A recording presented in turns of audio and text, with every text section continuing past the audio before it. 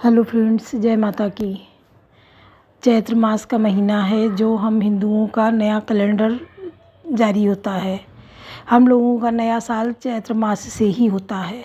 सब कुछ नया हो जाता है कि पेड़ों में पत्ते नए आ जाते हैं, हर फूल, हर डाली, हर पौधा, हर पेड़ बिल्कुल खिल उठता है।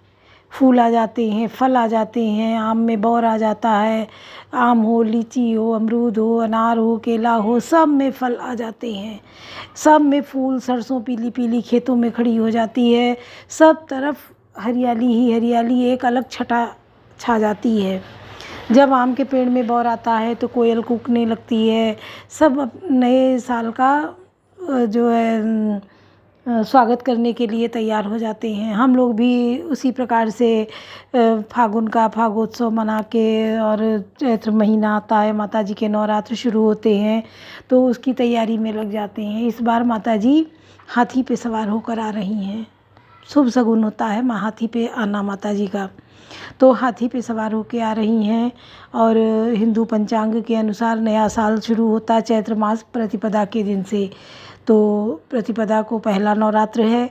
नवरात्र की सब घरों में अलग तैयारी होती है, धूम सी मच जाती है। लोगों के यहाँ पूरा व्रत रहते हैं लोग, कोई बहुत लोग तो पूरे व्रत रहते हैं, बहुत लोग पहला और आखिरी रहते हैं, प्रतिपदा और अष्टमी। तो अलग ही घर में खुशबू उड़ती है। सब व्रत रहते हैं, नहा धो के पूजा करते, आरती करते हैं, फिर फलाहार बनता है, भांति भांति की खुशबू आती है, बहुत अच्छा लगता है। और इन माता जी के अलग गीत गाए जाते हैं। आरती पूजा तो होती है, उसके अलावा लोग गीत गुनगुनाते रहते हैं, मंदिरों में घंटे बजते हैं, जिधर जाओ उधर भीड़ है, एक अलग छटा है। कितना सुंदर लगता है। सुबह शाम दिन किसी भी टाइम आप जाओ, हर मंदिर में अलग तरह तैयारी है। ये पूरा एक उत्सव की तरह से मनाया जाता है। तो माता जी की अपार महिमा है। इन दिनों में माता जी से जो भी मांग लो वो पूरा हो जाता है। बस अपने मन की अंतरात्मा से उनकी आत्मा को देखो और उनसे अपने मन की बात कहो, माँ पूरा करती हैं। माँ को कोई चुनरी भेंट चढ़ा रहा है, कोई नारियल चढ़ा रहा है, कोई पान फूल लिए खड़ा है। माता जी को कुछ चीज़ें रोज़ चढ़ती हैं। फूल, लौंग जो है, फूल वाली लौंग का जोड़ा माँ को रोज़ अर्पित करना चाहिए। लौंग की आरती रोज़ करनी चाहिए। माता का भोग बहुत रोज़ लगना चाहिए। कभी फल है, कभी मेवा है, आप मेवा पाग के रख लीजिए घर में।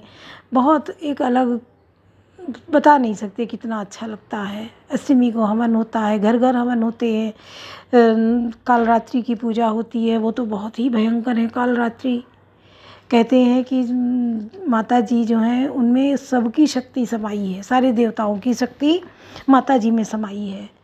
वो कैसे कि जब एक बार असुर ज़्यादा ही हावी हो गए देवताओं पे, हर तरफ अपना अनाचार फैलाने लगे, अत्याचार करने लगे, तो देवताओं ने मिलकर प्रार्थना की, एक देवी को उत्पन्न किया। वो देवी जब प्रकट हुई तो उनको ताकतवर बनाने के लिए सब ने दिव्य अस्त्र दिए, अपने अपनी उनको, और अपने अस्त्र शस्त्र दिए उनको। किसी ने शंख, किसी ने चक्र, किसी ने घंटा, किसी ने धनुष तीर, किसी ने भाला, सब इस प्रकार से उनको अस्त्र शस्त्र माता जी को भेंट किए गए। उनमें अपार शक्ति आ गई, वो एक शक्ति मूर्त बन गई। तो उन्होंने शुंभ निशुंभ महिषासुर का ऐसा मर्दन किया, ऐसा मर्दन किया कि सबको मौत के घाट उतार दिया। उनकी सवारी शेर की है, सिंह सवारी। माता सिंह पे चढ़ के चलती हैं कि शेर ही आधे लोगों को नोच के खा जाए। उसके बाद माता जी अपना, वैसे बहुत शांति स्वरूप हैं, इतनी सुंदर हैं, इतनी सुंदर हैं। आप किसी भी मंदिर में जाओ, माता जी को निहारो, देखो आप उनको निहारते रह जाओगे, इतनी सुंदर हैं। कहते हैं काली का रूप उन्होंने क्यों धारण किया था? ये माँ पार्वती ही हैं, इन्होंने ही माँ काली का रूप धारण किया, इन्होंने ही माँ दुर्गा का रूप धारण किया। ये आदिशक्ति हैं। तो कहते हैं कि जब वो रक्तबीज नामक राक्षस था, उसको वरदान था कि तुम्हारे शरीर से जितना रक्त गिरेगा, जितने बूंद रक्त गिरेगा, उतने नए रक्तबीज बन के खड़े हो जाएंगे। तो जब माता जी रक्तबीज को मारने लगी तो ये जो है अलग ही रूप इसका, जितना मारे, जितने खून बूंद क्या धार गिरती थी, धार गिरे तो उसमें हजारों रक्त बीज एक साथ खड़े हो जा लड़ने लगे। अब माता जी मार मार के परेशान, जितना मारे उतना जा, तो वो उन्होंने अपने को रोका कि अब क्या करें, ये तो उतने ही रक्त बीज बनते चले जा रहे हैं। तो इन्होंने अपना रूप जो है एक काली का लिया, बहुत भयंकर रूप काली का लिया कि वो कपड़े नहीं थे उनके शरीर पे और बिल्कुल काली थी जीभ, गुस्से में उनकी जीभ बाहर निकल आई थी और बाल खुले, खूब बड़े बड़े बाल, खूब खुले बाल और एकदम ऐसे ही पैरों में कड़ा, और बहुत भयानक रूप था काली का। वो रूप बनाया। तो जब माता जी ने रक्त बीज का मारना शुरू किया तो काली जी ने क्या किया, वो खून की बूंदें ज़मीन पे नहीं गिरने दी। वो खप्पर उनके हाथ में था, उन्होंने तुरंत वो खप्पर लगा के खून उस खप्पर में ले लेती थी और वो पी जाती थी गुस्से के मारे। तभी उनकी जीभ बाहर निकल आई थी। किसी को जीभ से ही खून को पकड़ लें और चाट जाएं, किसी का खप्पर में भर भर के पी जाएं, सारे रक्त बीज मरते गए और वो खून सबका पीती गई। इतना विकराल रूप बनाया कि शांत होने का नाम ही नहीं था, क्योंकि इतने राक्षसों का खून उनके अंदर भर गया था। राक्षस तो निशाचरी प्रवृत्ति के थे ही। अब माता जी शांत होने का नाम ना लें, रक्त बीज सारे मारे गए और रक्त बीज पे विजय प्राप्त कर ली माता जी ने। अब वो शांत होने का नाम ही ना लें। अब क्या किया जाए, वो जैसे प्यासी जीभ निकाले और इधर उधर दौड़ रही हैं लिए अपनी वो कटार। तब शंकर जी को आना पड़ा। शंकर जी आके माता जी के आगे लेट गए ज़मीन में। जब उस गुस्से में काली का पैर एक शंकर जी के ऊपर पड़ा तो कहते हैं कि उनकी जीभ और बाहर आ गई और एकदम से रुक गई। ये क्या हुआ? तब उनका गुस्सा शांत हुआ, अपने को वो शांत करी और अपने नेचुरल रूप में आ गई। तो कहते हैं माता बहुत दयालु भी हैं और माता बहुत गुस्सा भी है। माँ को उनको क्रोध आए ना बस, अगर आ गया तो शांत होना मुश्किल हो जाएगा। वैसे वो बड़ी दया वाली हैं। आनंदी आनंद कर कर संकट सब दूर, जो सेवक तेरे चरणों गिरे सदा रहें भरपूर। तुम दाता हम मांगता दिया तुम्हारो खाएं, तुम जो ऐसी माँ मेरी किस घर मांगन जाएं। तो माँ बहुत दया वाली हैं, आनंद करने वाली हैं। बच्चों में उत्सव, बच्चों को लेके माँ सिद्धिदात्री का रूप लेती हैं, कात्यायनी का रूप लेती हैं, चंद्रघंटा, शैलपुत्री, ब्रह्मचारिणी, इनके नाम हैं अलग अलग दिनों के, अलग अलग रूप में इनकी पूजा होती है। और फिर लास्ट में 9 दिन कन्याओं को बुला के, छोटी छोटी कन्याओं को बुला के उनको पैर पखारे जाते हैं, चुनरी उड़ाई जाती है, टीका लगाया जाता है, उनको भोजन कराया जाता है, अच्छे स्वादिष्ट व्यंजन बनाए जाते हैं घर में, बिना लहसुन प्याज का छोला, हलवा, पूड़ी और चने, गरी। फिर उनको भेंट स्वरूप बर्तन, कपड़े, फल, रुपए, दक्षिणा सब दिया जाता है और फिर उनको विदा किया जाता है। तो माता रानी हमारी बड़ी दयालु हैं। सर्वमंगल मांगल्ये शिवे सर्वार्थ साधिके, शरण्ये त्र्यंबिके गौरी नारायणी नमोस्तुते। तो माँ के कुछ मंत्र हैं जिनको आप सरलता से कह सकते हैं। उनकी आराधना में वो उन मंत्रों का आप उच्चारण कर सकते हैं, बोल सकते हैं।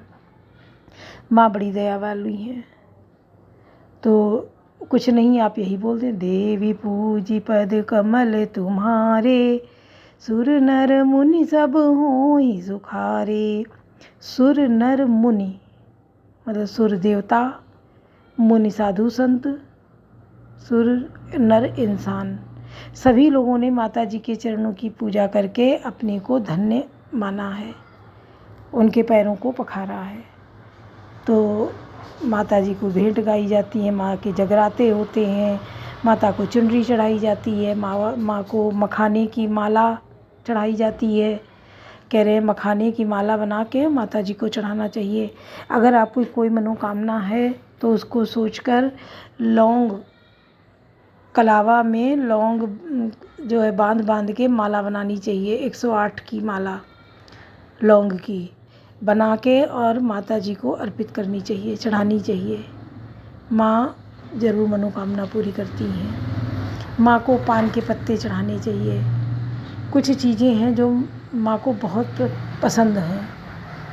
अब लोग पर नवरात्र आ गए हैं, पहले से ही मंदिर की साफ़ सफाई, फिर उनमें सजाना, बर्तन मूर्ति साफ़ करना, नए कपड़े पहनाना, सब तैयारी शुरू हो जाती है। हर घर में होती है, हर कोई अपने हिसाब से करता है, जो जितना कर सकता है उतना माँ की तैयारी में लग जाता है, उनकी करता है।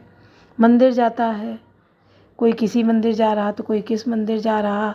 नौरा मंदिरों में कीर्तन होते हैं, सारी लेडीज़ इकट्ठा होती हैं, रोज़ में कीर्तन। चौकी माता की चौकी रखी जाती है, मानी जाती है। माँ का मनोकामना पूरी करती हैं, माता की चौकी करी जाती है।